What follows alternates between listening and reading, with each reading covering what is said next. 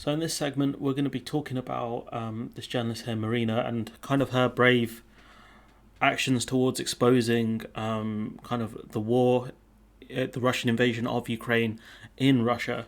You know, kind of how she did it in a more intelligent way. We're going to be talking about a lot in this video, with talking about other, high-ranking Russian media reporters resigning as well off Russian state media, as well as kind of the protests of people from Russia and how it's cost them their jobs, essentially, and how brave not just herself is, not just the other reporters, but ordinary Russian people as well. So there's a lot to talk about in this video, and kind of how conflicted the Russian government were in how to deal with her and her protest. So a Russian court has fined Marina 30,000 rubles, £215, for violating protest laws after she broke onto a live news broadcast on Channel 1 in an extraordinary demonstration against Russia's invasion of Ukraine. So if you hadn't seen it, she essentially ran up on the news set with the sign, and then the feed was cut very quickly.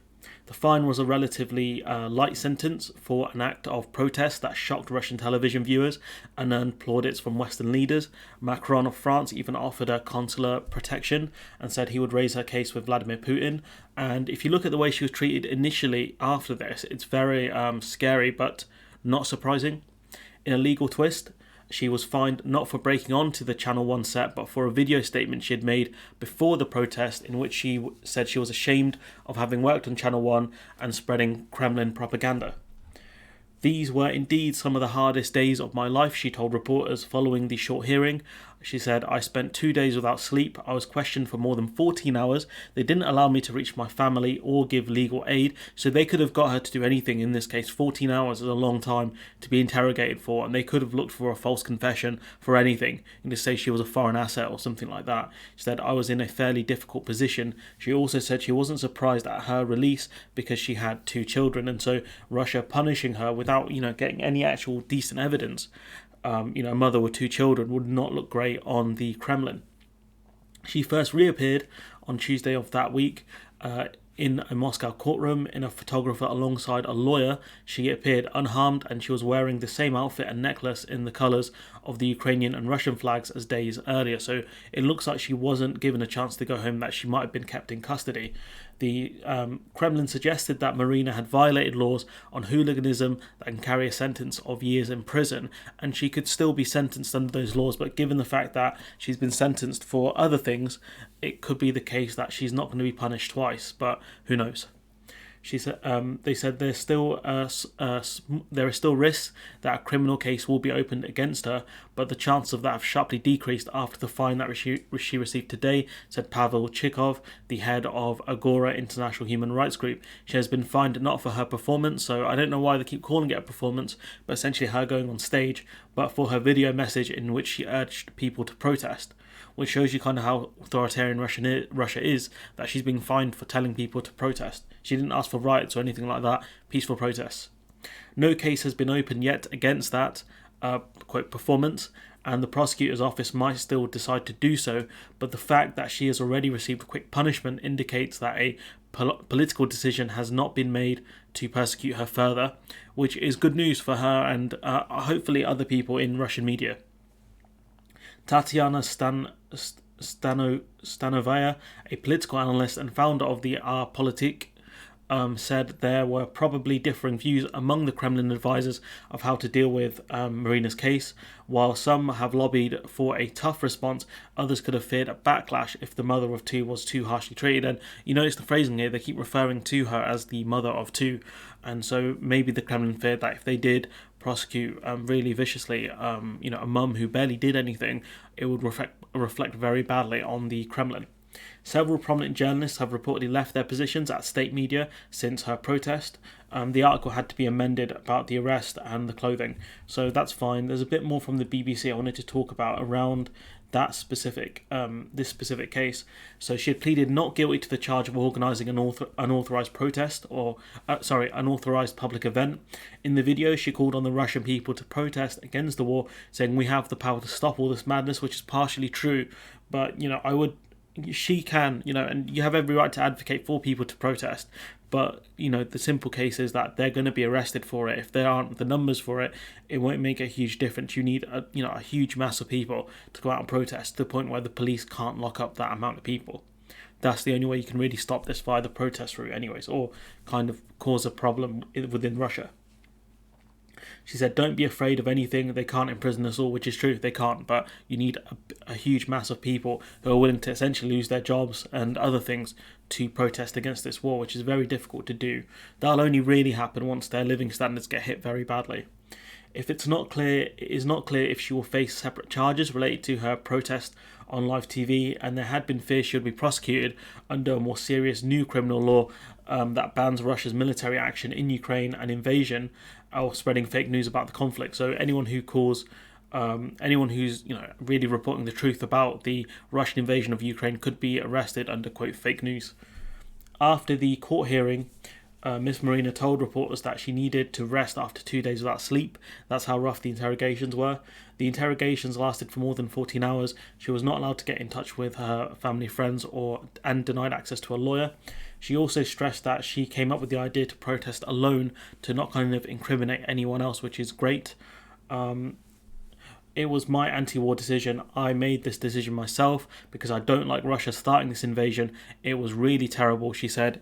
In English, as she left the courthouse, lawyers were unable to locate Miss Marina for several hours after she was detained Monday evening. So essentially, she had no actual she had no lawyer present with her at the time of her interrogation, and her lawyers had no idea where she was, furthering the kind of idea that she could have been punished far more harshly by the Russian police forces, because they could have easily disappeared her to somewhere else far away, or just murdered her, to be honest. That would not surprise me about the Russian police. Her whereabouts were unknown until an image circulated on Russian media which showed her in court with lawyer Anton Gashinsky.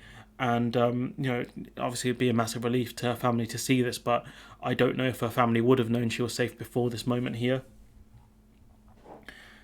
Images of Miss Marina's protests were quickly shared across the world after she ran on set of one of Russia's most watched news programs, Lavender, holding a sign reading, "No war, stop the war, don't believe the propaganda, they are lying to you here."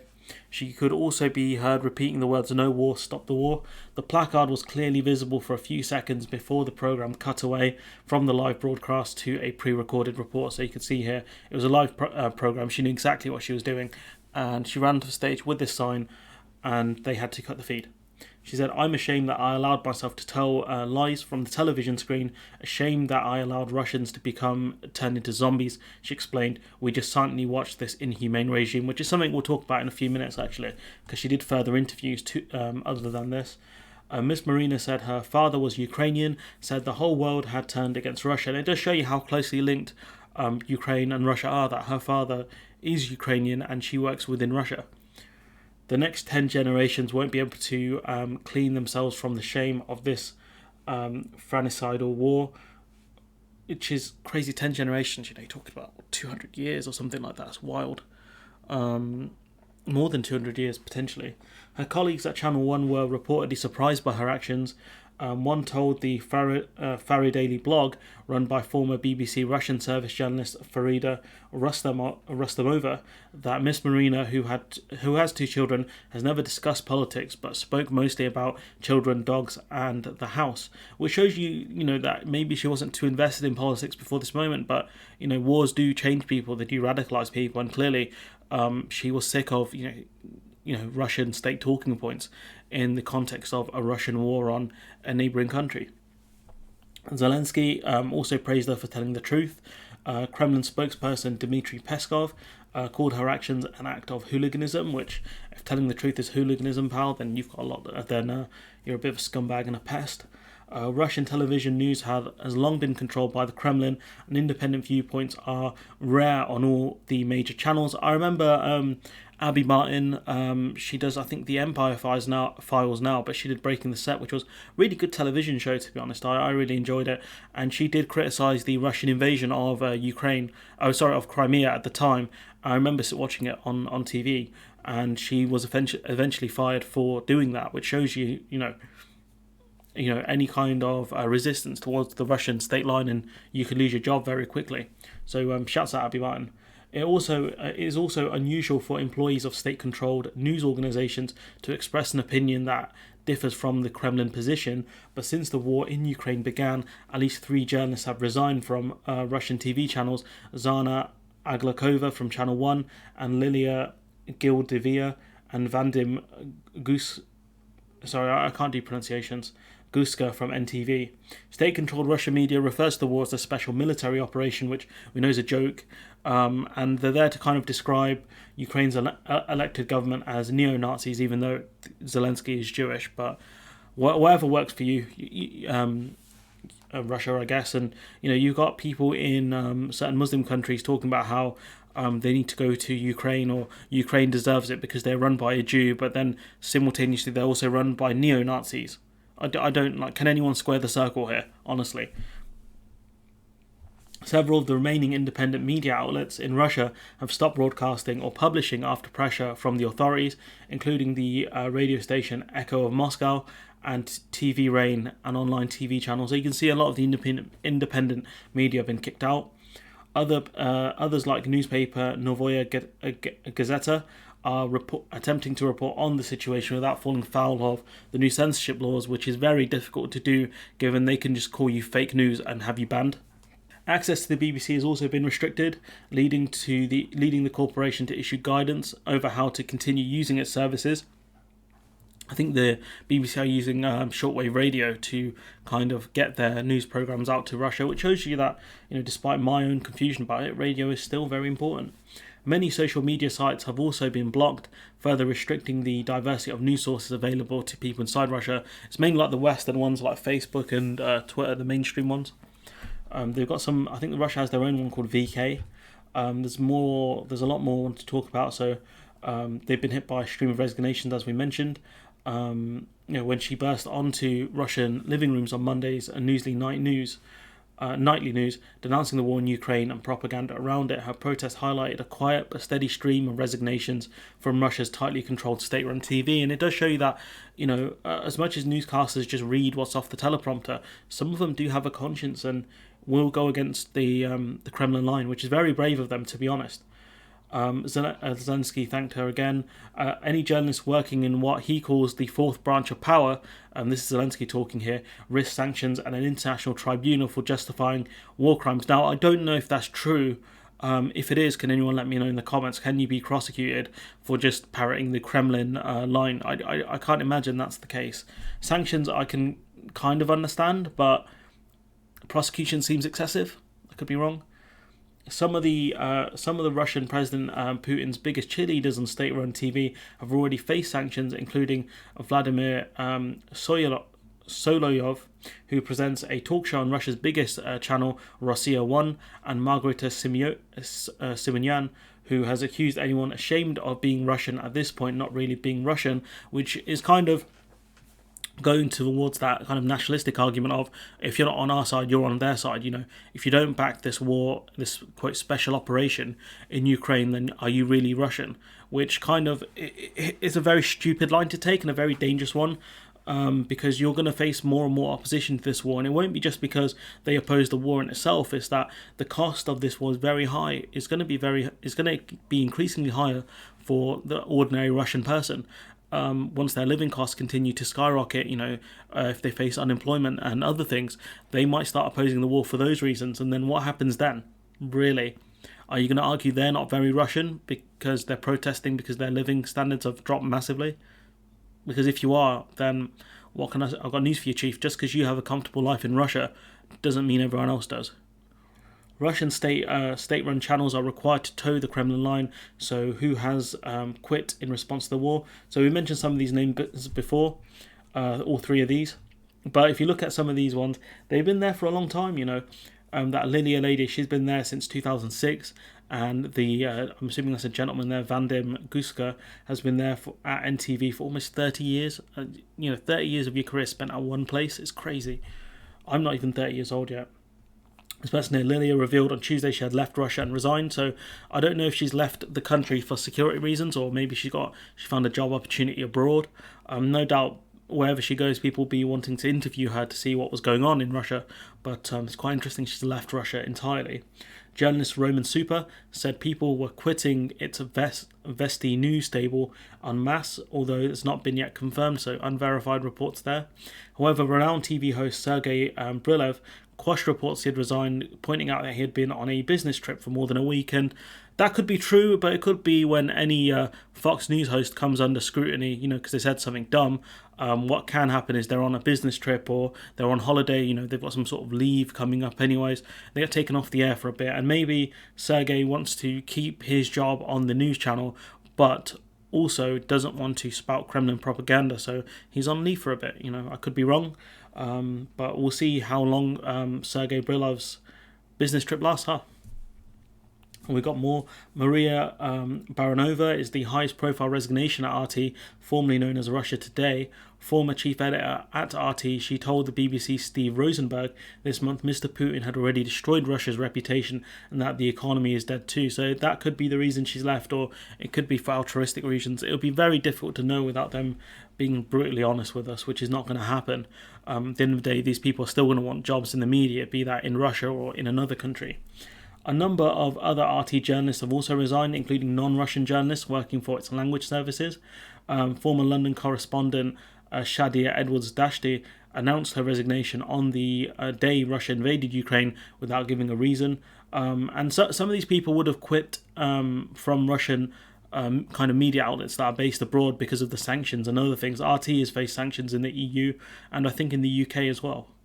French RT presenter Frédéric Tadai said he was leaving his show because France was in open conflict with Russia and he could not continue to host his programme Forbidden to Forbid out of loyalty to his country. That could be the case, or the fact that, the EU banned RT's various outlets, as well as those of fellow Kremlin outlets, Sputnik, for their campaign of disinformation, information manipulation, and distortion of facts, which, once we go through the next articles, we'll kind of talk more about how important information control is, and censorship is really, especially to dictators. But, I did see an interesting take from Secular Talk's Carl Kalinske, where he talked about how, censoring these news outlets isn't a good idea because, they are based in the West, and it's important for us to see what their talking points are and how they're kind of, what are they saying to Russian people, which, do you know what, is a good point, actually. I think that's a fair point from Carl Kalinske, who sometimes has some really bad hot takes. Russia's non-Kremlin media have come under repeated attacks for years, so many journalists have worked under constant threat of losing their livelihoods. Independent media outlets will be unimpressed by the current crop of resignations. Some have been hit with the Soviet-era label of foreign agent. So essentially, the ones that have worked for independent outlets have been labelled as foreign agents. And, essentially the top brass, the ones that are paid the big bucks by the Russian media have decided to resign now rather than before, when they still had to toe the Kremlin line back in the Russian kind of invasion of Crimea. So, do you know what? I kind of, these non-Kremlin media, I have a lot of sympathy for them because they were there trying to do, their job, which is to hold the powerful accountable rather than parroting state lines. One of Russia's biggest talk show hosts, Ivan Urgant, has taken a break from his primetime evening Urgant show on Russia's second biggest channel, Channel 1, the same station as Miss Marina mentioned before. And it could be the case that Ivan's doing the same thing, where he's taking a break for a while and he'll come back once the war is over. He reacted to the war by posting a black square on his Instagram account with a simple message: fear and pain, no war. He has since told his followers not to panic and that he's taken a holiday and will be back soon. So it could be the case that he's put this out on his Instagram and the Kremlin have told him, look pal, you're not coming back here. And so he's saying, I've taken a break. Who knows at this point? The amount of censorship and other things is very scary. Let's just have a look how long we've been going for. About 20 minutes, probably a half-hour video. There's some more I want to talk about her, which is the zombification of Russians. So, the Russian journalists, again, they do give a kind of a lot of preamble to who she was. She says she understands it's very hard to find alternative information, but you need to try to look for it. She said, talking about stop listening to Russian, Kremlin talking points, find alternative information. But it's very difficult when everything is censored, essentially. It's very hard to get information out to Russia. The only thing they would really have access to is the radio, which, even then, how many people have radio? I suppose you can download internet radio onto your phone. That might be the only way to do it, but I'm not sure how many people would actually do it or would know how to do it. She said, I was aware that if I went to protest in Moscow Central Square, I would be arrested like everyone else and thrown into a police van and be put on trial. Half the poster was in Russian, half the poster was in English. I really wanted to show the Western audience that some Russians were against the war, she said. I feel, of course, some responsibility lying on me. I was an ordinary cog in the propaganda machine until the very last moment. I didn't think about it very much. And, these people are, cogs in the machine. Smaller cogs, no doubt, but still cogs nonetheless. And she did this the smart way, because if she went to protest, there wouldn't be this kind of international coverage that she has now. There might have been some, because Russian police have arrested a reporter, but the way she did it was the smart way to do it, to be honest, because there would be a lot of international eyes on her, especially since, especially if they did do something to her, the international community would be like, what happened to this reporter who protested? What's going on in Russia, and it would cause more scrutiny to fall on the government, especially because I think a lot of people would have sympathy for her because she has kids. Miss Marina also responded to various allegations in Russian media about her motivations for staging the protest. She said there's a lot of conspiracies building up around me. She said, people calling her a foreign agent, etc. Well, how did they manage to get a foreign agent on a TV show like this? It's a bit scary that the FSB or whoever they are didn't notice this one, especially since she wasn't even political from the start. So either she's been playing the long game, or this is a load of nonsense to try and explain why a Russian reporter went against the war in Ukraine, which, it's not hard to figure out why. This war's a really bad war for Russia. So it's the war of an aggressor, the war of an occupier, and the war of someone who's just blowing up civilians. That's why I had to explain to the world what really happened, the fact that I'm just a normal Russian woman, but I could not remain on the sidelines, which, you're going to see people have tried, and they are trying, but we'll talk about that in the next article, which is that they're just being fired and losing their jobs. She says, nobody believed it was my personal decision. They suggested it could be a conflict at work. You got into an argument with your boss, so you held up a massive poster, which you knew could have got you put in jail for a long time. Yeah, of course. Relatives who were angry about Ukraine, or that I was doing it for Western special services. They couldn't believe that I had so many objections to the government that I could not stay silent. And they might see it as, you work for the Russian media, you're paid by the Kremlin or via the Kremlin. Why would you, protest against your livelihood?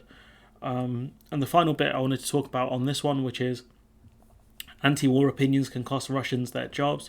So this came out 2 days ago, which is around the 20th. This article came out. And you can see a list of people who have lost their jobs because they decided to protest the war. And they didn't even do so through massive protests. The only thing they did was put stuff on social media. So 28-year-old geography teacher Kamran Manafly, it all began with an Instagram post. He says, I don't want to be a reflection of state propaganda, he wrote on the social media site just a few days before it was restricted in Russia. I have my own opinion, lots of teachers do, and you know what, it's not the same opinion of the state. And do you know what the thing that the Russian media don't realise is the Streisand effect. So by you putting more and more scrutiny on these people who are, protesting Russia and the Kremlin's actions, what you're doing is just amplifying their message, because more and more people will see it. You're going to find out this guy was fired. People might inquire, why was he fired? Things like that. He felt compelled to write the comment after a staff meeting at his secondary school in central Moscow, in which he and his colleagues were told how to talk to their pupils about the situation in Ukraine, not to deviate from the government position. 2 hours after posting, he received a call from the school's head teacher telling him to delete it immediately or leave his job, which does show you how much of a hold the Kremlin has, that this dude, 4,800 followers, he's got a decent following on Instagram, but, someone saw his post, the head teacher, or maybe someone, maybe in local government or whatever, saw his post and said, delete it, or, face the sack, really. He said, I don't want to delete it. He said, I knew straight away there was no point in arguing, so I thought it was best to just resign. This teacher lost his job essentially because of a minor post on Instagram. When he arrived at school the next day expecting to pick up his things and sign his resignation letter, he was barred from entering the premises. So, they could have avoided this whole situation or a lot of the situation, just by letting him in the school, collecting his books and whatever, and just leaving. but they stopped him from going in. They said they have an order not to let me in. It shows you how high up this goes. The children started to come out onto the street to support me, say goodbye and so on, which kids do, especially if they like teachers. So then someone called the police and said I was organising an unsanctioned rally, which some snitch, probably like the head teacher or some other teacher, snitch. Videos seen by the BBC showed the children crowding around Mr. Manafly, applauding, smiling and saying goodbye, and they would probably know. He could have told them the reason why he was resigning. And it further spreads his message. So they didn't have to do this. Video seen, we mentioned that bit. He eventually recovered his belongings. The next day he was able to meet the school's head teacher, where he was asked for a formal explanation about why he expressed his political views on social media. Not hard. I disagree with the war on the invasion of Ukraine. Done. Mr. Manafly refused, expecting to resign anyway, but instead he was told that the situation had changed and he was going to be dismissed. 2 days later, he was informed that he had been fired for immoral behaviour, which shows you how kind of weak and pathetic the Russian state is, that they're scared of a teacher. At work, Mr. Manafly said, "For me, the strangest thing is that they consider the expression of a personal opinion to be immoral," but sometimes personal opinions can be immoral, but they're so scared of this gentleman that they fired him, which is crazy. Parents at the school were informed that Mr. Manafly's posts on social media had broken his working agreement with his employer, which he denies. And it could be the case that, again, these parents ask their kids, what do your teacher do? And, if these kids spoke to the teacher, he'd say, look, I put a post on Instagram saying this, and they fired me over it. Fake information crackdown. After Russia invaded Ukraine on the 24th of February, many thousands of Russians, particularly in Moscow and St. Petersburg, expressed their opposition to the so-called special military operation, the invasion of Ukraine, signing petitions, posting on social media and joining anti-war street protests, which shows you initially how unpopular the invasion of Ukraine was. The Russian government didn't do the best job of conditioning people for this war. The state's response had been heavy-handed, detaining thousands of protesters, introducing a new law which made spreading fake information about the Russian military punishable by up to 15 years in jail, which shows you how scared the Kremlin are of dissenting views. Really, 15 years in jail for someone with a dissenting view. You've got, despite the increased risk, Katya Dolina, the invasion of Ukraine was the moment she could no longer stay silent. And, there would be a lot of things where people would maybe not be happy with the way certain things in Russia were done, probably the invasion of Crimea, amongst other things. And this is, essentially the straw that broke the camel's back, where they've just had enough. They've had enough of certain aspects of Russia and said, look, I'm making my stand here. A manager of 2 cinemas at the state-affiliated Moschino cinema chain, which is wild, you have state-affiliated cinemas. Miss Dolina had tended to keep her political views to herself. Said, I loved my job, I enjoyed it, I didn't want to lose it, she said, and she was probably paid quite well being the manager of 2 cinemas. She told the BBC, explaining why she had not taken part in previous protests against the government, probably because she knew she would lose her job if she did protest, which shows you again how fragile the Russian state is. But when the war started, that changed when friends sent her an open letter against the so-called special operation signed by people working in the culture sector. She didn't hesitate to add her name.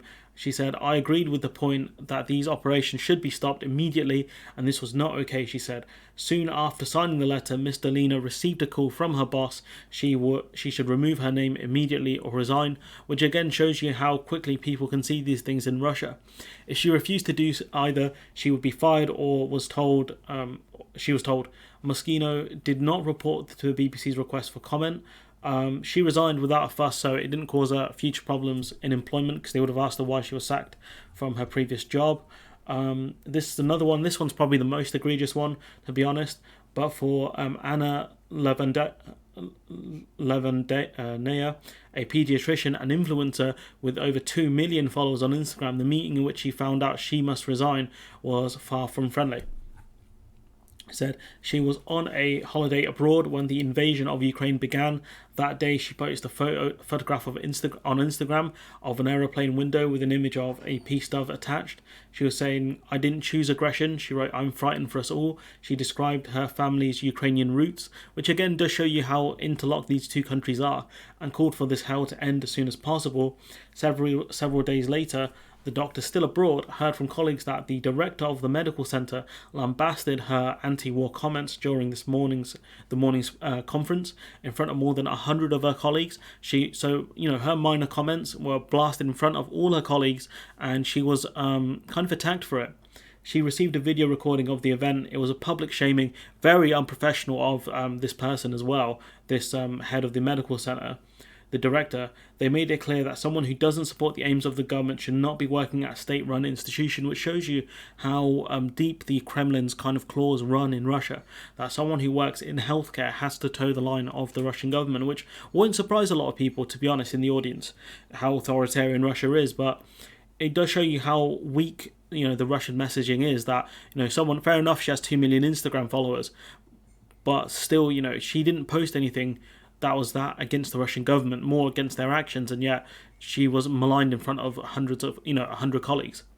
The director gave a speech several minutes long, explaining that if the doctor had been better informed about world events, she would support the, quote, special operations, which we know is a massive lie. The more informed you are, the more against this operation you should be, or this invasion. Soon after, she was instructed to write a letter of resignation, and if she refused, she would be fired, which shows you that, it's toe the line or be fired. Oh, sorry, it's not even that either. She was instructed to resign or should be fired, which again puts her in the position of you're going to lose your job. It's just a case of how are you going to lose it. If you're fired, it can cause you problems later in employment stuff. I hope these people will find jobs inside or outside of Russia. I really do. Her letter consisted of a single sentence explaining that it would be impossible to continue her work. I would have been far less polite, to be honest, given that the director's a douchebag. There's this huge split in society now because everyone only believes in their own truth, said the doctor. Many who find themselves on the opposite side of that split to the Russian state have had their lives turned upside down by the war in Ukraine. Some have lost their jobs, others have resigned in protest, family ties have become strained, along with generational lines that this war, has split Russian families, essentially, which shows you how deep the opposition is to this war, that it's not just a fringe of people in Russia that are against this war. It shows that it might be a minority, but it's not a small minority. For Cameron Manafly, the geography teacher, and many thousands of others, the only option was to leave the country. But not everyone can or wants to take that step. At the end of the day, home is home, and it's very difficult to leave your home. Not every Russian who disagrees with the Kremlin propaganda can leave this country. Katya Dolina said, "We are still here, we still have hope, we try not to give up." And also the fact that you have to afford to leave. Leaving a country is very difficult and very expensive to do, and not everyone can do it. You still need a visa to get out of the country, depending on where you want to go. You need somewhere to live. Do you sell your home? What do you do in that case? And people keep saying, why don't more Russian people protest? Imagine living in a world where if you go out and protest, you can get arrested, beaten up by police, and held for days, months, or even years. Would you be brave enough to do it? I doubt you would be, to be honest. These people on Twitter, talking about, more Russians need to do stuff. Well, this is the reality of it. You can be fired, you can be blasted in front of colleagues, you can lose everything that you've worked for. Everything you've worked hard for can be taken away from you. Do you think that this Russian reporter, Marina, will get a job in Russian media, or any of these people who have resigned over this? Probably not. They would struggle, and no doubt even after this war is over, they could be prosecuted under Russian law or whatever the Russians want to do. But I've rambled on for a while. Let me know what you think in the comments below. Like, comment, share, subscribe, support the channel on Patreon if you can, and hopefully I'll see you in the next one.